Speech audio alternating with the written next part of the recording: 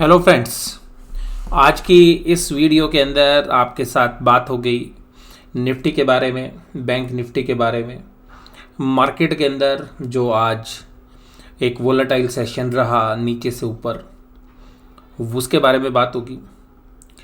Foreign institutional investors की लगातार जो है बाइंग बनी हुई है, जिसकी वजह से आप देखते हैं कि मार्केट ऊपरी लेवल पर सस्टेन कर रही है। आगे हफ्ते के अंदर अगर हम देखेंगे कि एफएनओ की जो है मंथली एक्सपायरी सामने है, तो इन सभी पहलुओं पर बात करते हुए मार्केट में क्या आउटलुक है, वो सब जो है इस वीडियो के अंदर चर्चा का विषय रहेगा। आज का जो टॉपिक है वो यही है कि बियर्स को आज फिर मार्केट चकमा दे गई। आज के पूरे सेशन के अंदर अगर देखें तो आधा दिन बियर्स के फेवर में था। ऊपर से माल जो है बेचा जा रहा था और ऐसा लग रहा था कि काफ़ी जो है मार्केट जो है नीचे जा सकती है आज। और बियर्स जब हैवी सेलिंग कर रहे थे तभी अचानक से बुल्स निकल कर आए, और वो बुल्स वास्तव में फॉरेन इंस्टीट्यूशनल इन्वेस्टर्स के डेटा देखने से लगता है कि शायद वही थे, और बुल्स ने फिर एक बार जो है कमांड पकड़ी। लेकिन करीबन लास्ट के 15 से 20 मिनट के सेशन के दौरान बैंकिंग स्टॉक में ऊपरी लेवल से एक प्रॉफिट बुकिंग देखी गई, जिसकी वजह से मार्केट अपने ऊपरी लेवल से जो है करीबन 40 पॉइंट के आसपास जो है करेक्ट हुई। हालांकि फाइनल सेटलमेंट जो है आप देख रहे हैं कि वो करीबन ऊपरी लेवल से आपको केवल 30 पॉइंट के आसपास ही नज़र आएगा। मार्केट किस तरीके से चल रही है, यहाँ पर दो तरीके के व्यू जो हैं निकल कर आते हैं, एक बुल्स और एक बियर्स। लेकिन मुझे पर्सनली ऐसा लग रहा है कि जो बड़े प्लेयर्स हैं वो अपने फंड फ्लो के बेसिस पर हो सकता है कि मार्केट को यहीं पर काफ़ी समय तक जो है ऊपर रखें। अभी हो सकता है 2-3-4 और ट्रेडिंग सेशन जो है ऊपर रखें, लेकिन देखिएगा ऊपर ज़्यादा समय तक जो है मार्केट रहेगी नहीं। उसके कुछ वैलिड रीजंस हैं जो मैं आपके साथ डिस्कस करना चाहूँगा। आप हो सकता है कि उन रीजंस में से कुछ रीजंस आपको वैलिड लगे। तो देखिएगा, पहला वैलिड रीज़न है कि जितनी भी पॉजिटिव न्यूज़ फ्लो थी वो सब मार्केट जो है डिस्काउंट कर चुकी है। दूसरी बात अगर हम करें कि जो फॉरेन के जो फंड्स हैं वो रेगुलरली आ रहे हैं। अब वो देखिएगा कब तक आते हैं, तो जब तक फॉरेन इंस्टीट्यूशंस के या फॉरेन पोर्टफोलियो इन्वेस्टमेंट्स जो है उस पर आप नज़र बना के रखिएगा, तब तक वो फंड्स फ्लोज आते रहेंगे, मार्केट ऊपर सस्टेन रहेगी। तो अभी ये देखने वाली बात है कि वो कितने फंड्स आते हैं। तीसरी बात जो मैं आपके साथ करना चाहूँगा कि मार्केट की जो वैल्यूएशंस हैं वो काफ़ी स्ट्रेच हो चुकी हैं और मार्केट फंडामेंटल से बहुत ज़्यादा जो है दूर चल रही है, और मार्केट लगभग आप कह सकते हैं कि all time high P valuations पर जो है ट्रेड कर रही है। हालांकि उसका एक मेन रीज़न ये भी होता है कि रेट ऑफ इंटरेस्ट अगर कम होते हैं तो ओवरऑल कैपिटलाइजेशन रेट जो है कंपनीज़ का घट जाता है, जिसकी वजह से वैल्यू ऑफ फर्म या मार्केट कैपिटलाइजेशन कंपनी का बढ़ जाता है। लेकिन अगर उसको भी हम कंसिडर करें तो उसके भी अगर हम ध्यान रखें और ग्रोथ प्रोस्पेक्ट्स जो हैं कंपनीज़ को, उन सबको कंसिडर करने के बाद भी मार्केट जो है अब काफ़ी ओवर वैल्यूड जो है नज़र आती है।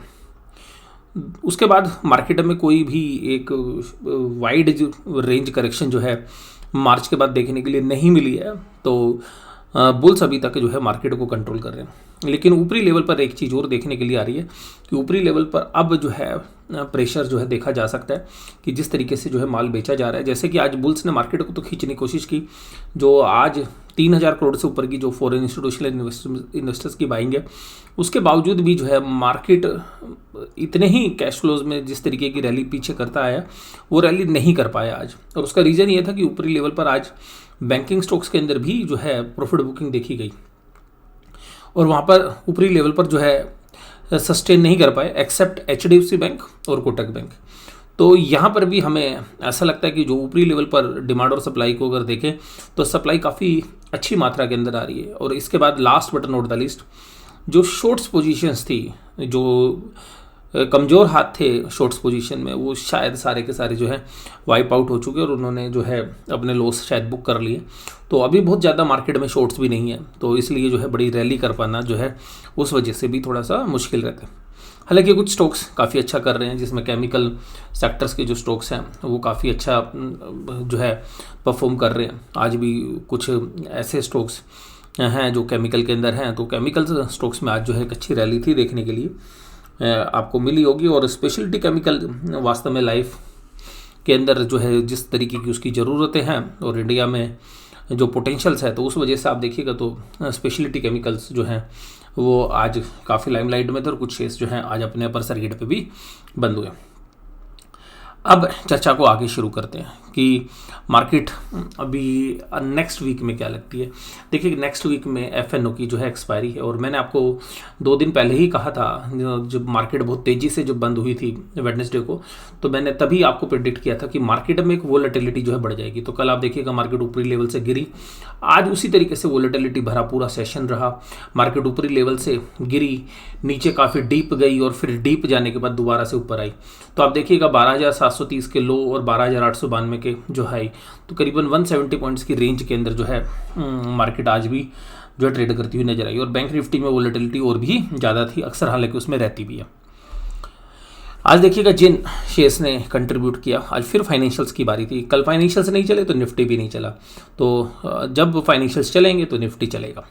HDFC bank, Bajaj Finserv, Bajaj finance और कोटक महिंद्रा 4 दिग्गज थे फाइनेंशियल स्पेस थे। इसके अलावा टाइटन, रिलायंस में कमजोरी बनी हुई है, लेकिन रिलायंस में कुछ पॉजिटिव न्यूज़ फ्लो जो है आज देखने के लिए मिला है, तो हो सकता है कि मंडे को ये रिएक्ट करता हुआ आपको नजर आए। अदानी पोर्ट्स देखिएगा, HUL, एक्सिस बैंक और डॉक्टर रेड्डीज। और आज बैंकिंग स्टॉक्स में अगर हम बात करें तो एक्सिस बैंक काफ़ी वीक था, और अगर हम बात करें तो जिस तरीके से मैंने आपके साथ बात भी की थी कि 620 पे जो है रेजिस्टेंस मिलेगी तो वहाँ पे शॉर्ट्स पोजीशन बन सकती हैं, तो वहाँ से देखिएगा अगर 620 पे शॉर्ट्स पोजीशन बनाई हो तो आज 592 तक के जो है प्राइजेस जो है देखने के लिए मिले भी होंगे। तो और हालांकि देखिएगा अभी ये जो 620 के बाद जो 650 की रेजिस्टेंस थी, हम ये उम्मीद कर रहे थे कि वहाँ पर एक बार जाएगा और वहाँ से जो है प्रॉफिट बुकिंग स्टार्ट होगी। तो हालांकि 620 के बाद भी जो एक रेजिस्टेंस मिला, हालांकि उसके बाद 8-10 रुपये ऊपर गया था, तो वहाँ से रेजिस्टेंस का जो पूरा जोन था उस जोन के अंदर ऊपर जो डिस्ट्रीब्यूशन है वो देखने के लिए मिला एक्सिस बैंक में। और एक्सिस बैंक के साथ साथ स्टेट बैंक के अंदर भी जो है कल कमजोरी थी, आज भी जो है बहुत बड़ा कुछ कर नहीं पाए। तो अगर आप देखेंगे तो एक्सिस बैंक, ICICI बैंक और SBI जो 3 दिग्गज हैं उनमें इतना दम नहीं देखने के लिए मिला कि जो है मार्केट को ऊपर की तरफ मूव कर पाए। अगर ये तीनों शेयर्स होते तो आज शायद निफ्टी जो है और आगे लीड करता हुआ आपको नजर आता। उसका देखिएगा निफ्टी बैंक के अंदर आप देखिएगा 28580 के लो, 29406।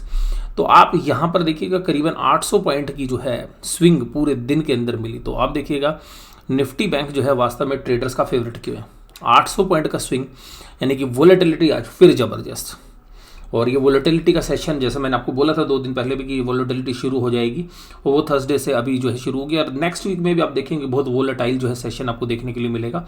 और जिन लोगों ने बहुत सारे लॉन्ग्स बना रखे हैं, ये आपको देखना पड़ेगा कि जिन लोगों के लॉन्ग पोजीशंस हैं तो शॉर्ट्स पोजीशन तो कट गई हैं, लेकिन अगर अब जो बड़े प्लेयर्स हैं अगर वो माल बेचने पर आएंगे तो जो लॉन्ग पोजीशंस हैं उनमें एक प्रेशर जो है देखने के लिए मिल सकता है। तो एक अच्छा भला प्रॉफिट बुकिंग वाला सेशन जो है हमें लगता है कि वो देखने के लिए मिलेगा। और करीबन 28,000 से लेके 30,000 के बीच में जो है निफ्टी बैंक जो है नज़र आएगा। नीचे 28,000 के आसपास जब आएगा तो शायद खरीदारी देखने के लिए मिले आपको, और 30,000 के आसपास अगर जाएगा तो सेलिंग जो है काफ़ी देखने के लिए मिल सकती है।